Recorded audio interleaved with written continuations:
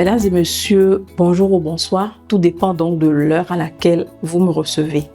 Bienvenue donc dans cette session qui porte sur un autre instrument juridique qu'est la Convention sur l'élimination des violences faites aux filles et aux femmes. Alors, la violence faite aux femmes et aux filles est une tragédie silencieuse qui gangrène nos sociétés. Elle brise des vies, bloque le développement et éteint des potentiels. C'est face à cette urgence que l'Union africaine a adopté la Convention sur l'élimination des violences faites aux femmes et aux filles.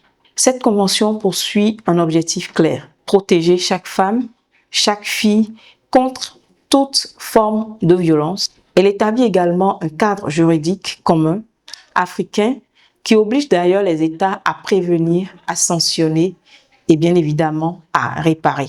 Je poursuis en disant que cet instrument-là est celui de tout un continent qui ne tolère plus d'injustices faites aux filles et aux femmes, mais qui choisit la dignité, l'égalité et la sécurité pour toutes. J'espère qu'ensemble, nous allons faire de cette convention non pas un texte dormant, mais une arme vivante au service de nos sociétés. Tout au long de cette session, nous allons aborder plusieurs aspects, dont les obligations des États pour prévenir, n'est-ce pas, la violence. Alors déjà, il faut comprendre que lorsqu'un État ratifie cet instrument juridique, il prend essentiellement 3 engagements majeurs. D'abord, prévenir la violence, ce qui signifie mettre en place des lois claires, éduquer les communautés, sensibiliser les jeunes générations.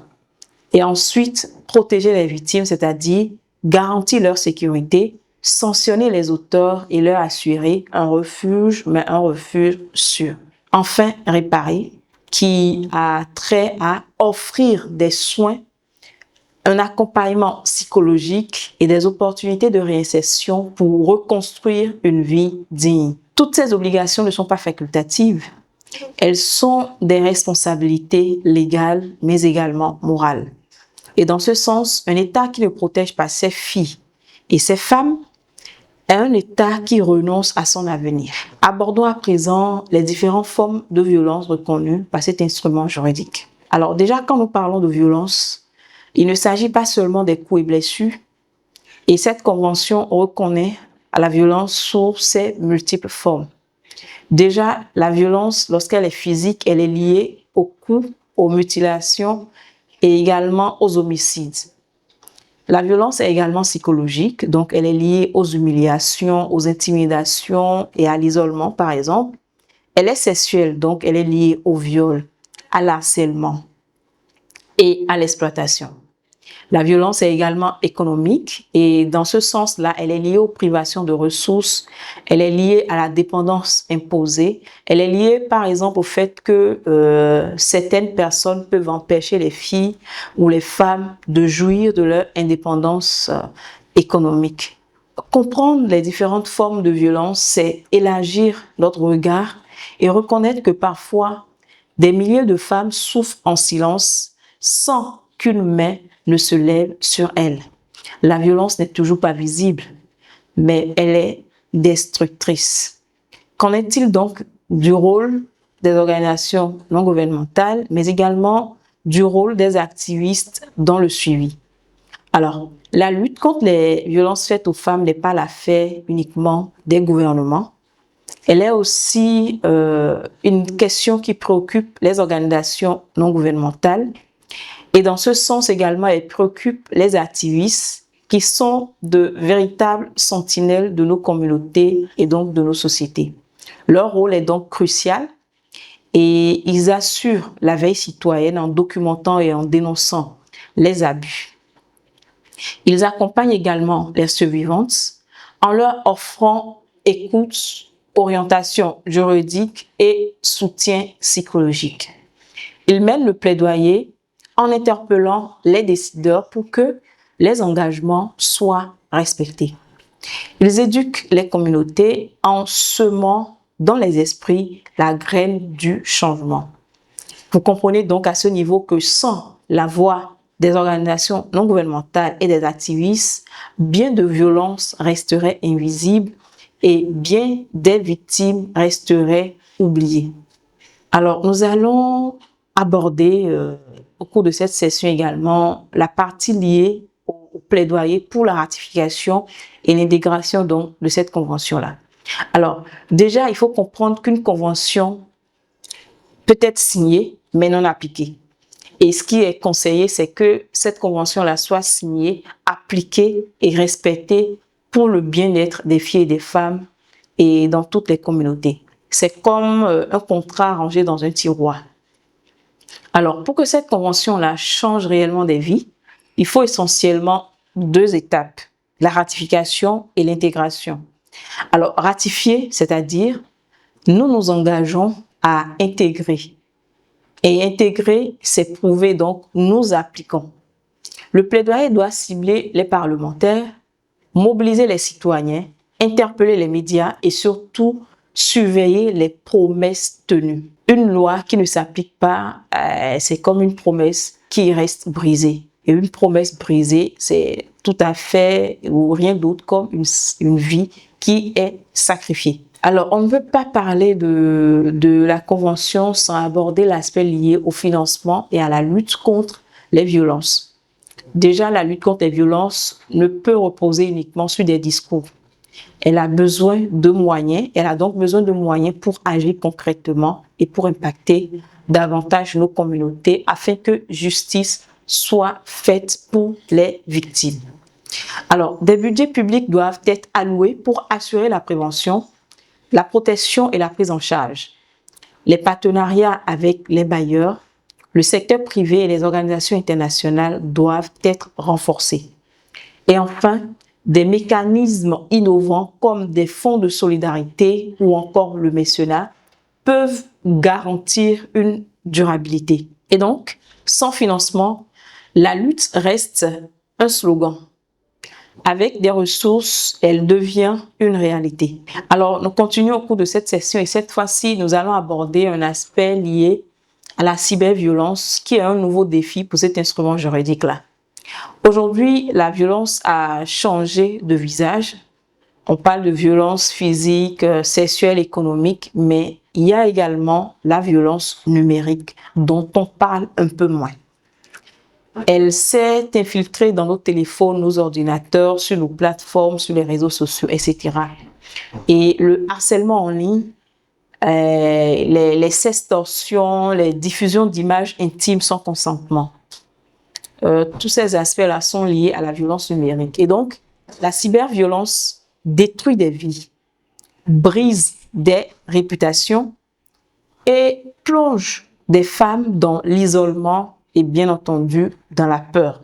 Nos lois doivent évoluer, nos communautés doivent être sensibilisées et nos outils numériques doivent être sécurisés. Ce n'est qu'en ce moment que nous pourrions dire que l'espace virtuel ne doit jamais devenir un espace d'impunité. Ce n'est pas parce qu'il s'agit d'un espace virtuel que nous devons y promouvoir l'impunité. Qu'en est-il de la prise en charge des survivantes? Nous avons parlé des différentes formes de violence physique, sexuelle, économique et même nous allons aborder également les violences numériques. Mais nous allons aborder cet aspect important non négligeable lié à l'importance de la prise en charge des survivantes. Derrière chaque statistique, il y a un visage. Ça, c'est clair. Et derrière chaque chiffre, une femme, une fille, une histoire, un témoignage. La prise en charge des survivantes est une responsabilité collective. Elle est également liée à l'accès aux soins médicaux et psychologiques, à l'accompagnement juridique pour obtenir justice, mais également au soutien économique pour retrouver autonomie et dignité. Une survivante soutenue n'est plus seulement une victime. Elle devient une actrice de changement. Elle devient également un modèle de résilience. Et dans ce sens, lorsque chaque femme se relève, c'est toute une société qui s'élève. Qu'en est-il de la stratégie de plaidoyer en ce qui concerne cette convention-là? Alors, je dirais à ce niveau qu'un plaidoyer efficace ne s'improvise pas. La bonne stratégie repose essentiellement sur 5 étapes. Identifier le problème prioritaire, cartographier les acteurs clés, formuler les messages simples, adaptés et chiffrés, utiliser les bons canaux, médias, réseaux sociaux, communautés locales. Et enfin, 5e étape, évaluer l'impact et l'ajuster en permanence. Et donc, plaider sans stratégie, vous comprenez déjà, c'est comme crier ou prêcher dans un désert. Plaider avec méthode dans ce sens, ou je dirais dans le bon sens, c'est œuvrer pour transformer des promesses en action en respectant ces 5 étapes que nous venons de citer précédemment. Je voudrais bien à cette étape-là partager avec vous un modèle de plan de sensibilisation qui forcément va vous édifier et va vous servir dans votre quotidien, vous qui êtes acteur communautaire, acteur de développement ou ami internaute. Concernant le plan de sensibilisation efficace, il faut dire que déjà, une sensibilisation, c'est l'arme la plus puissante pour changer les mentalités ou changer les mentalités de façon progressive. Mais pour qu'elle soit efficace, elle doit être organisée et s'appuyer autour des aspects et autour de certains outils. Et dans ce sens, il faut juste retenir qu'un bon plan repose sur un objectif clair qui est une chose primordiale, nécessaire, non négligeable. Et parlant d'objectifs clairs, il faut réduire, par exemple, la violence en changeant les comportements. Ça, c'est un exemple d'objectif clair que je donne comme ça. Et tout dépendra de votre cas qui serait spécifique. Et vous allez l'adapter à ce plan de sensibilisation que je vous propose. Il faut également qu'une cible soit définie. Et en parlant de la définition de cible, il peut s'agir par exemple des jeunes, d'une famille, des leaders communautaires, des survivants de VFF, des filles ou des femmes. Il faut également des messages précis adaptés dans un angle donné. Et parlons de messages adaptés, on peut par exemple parler d'égalité, de respect ou encore de dignité et bien d'autres encore, bien d'autres thématiques encore de votre choix. Des canaux variés, parlant de la radio locale, des réseaux sociaux, des théâtres forums ou encore des campagnes scolaires. Des partenaires engagés. Et à ce niveau, on peut par exemple faire appel aux ONG ou encore aux leaders communautaires ou religieux ou encore aux autorités locales. Tout dépendra donc, comme je l'ai dit précédemment, de votre cas qui serait spécifique. Donc, il vous reviendra à vous de l'adapter, d'adapter ce modèle de plan de sensibilisation à votre cas précis. Alors, retenez que chaque message de sensibilisation est comme une graine plantée.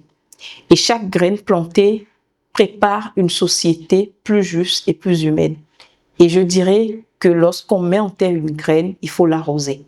Et donc, le tout ne suffit pas de sensibiliser une seule fois, mais multiplier les sensibilisations, continuer toujours par communiquer en respectant ce modèle-là de façon efficace. Alors, pour finir, je dirais que vous devez retenir que la Convention de l'Union africaine sur l'élimination de la violence à l'égard des filles et des femmes a été adoptée en février 2025, donc très récemment, par les chefs d'État de l'Union africaine. Cette convention-là vise à éradiquer toutes les formes de violence à l'égard des femmes et des filles dans les sphères publiques, privées et également numériques. Et elle s'applique en temps de paix, de conflit, de post-conflit et également en temps de catastrophe. Il faut, je dirais, œuvrer pour en faire son bouclier et travailler à la maîtriser et surtout ne jamais oublier ses objectifs principaux qu'il me plaît donc de rappeler ici. Protéger, prévenir, protéger et punir les actes de violence fondés sur le genre. Reconnaître les droits fondamentaux des femmes et des filles à vivre surtout sans violence et donc dans un environnement de paix. Harmoniser les législations nationales avec les normes continentales. Promouvoir une approche intersectionnelle tenant compte des vulnérabilités spécifiques, parlant par exemple du handicap et également des déplacements ou encore des minorités. Merci donc de m'avoir accordé toute votre attention au cours de cette session. Je vous quitte en espérant que vous allez faire l'effort de mieux la maîtriser, même si c'est une nouvelle convention, pour le bonheur des filles et des femmes d'Afrique francophone et du monde entier. À la prochaine.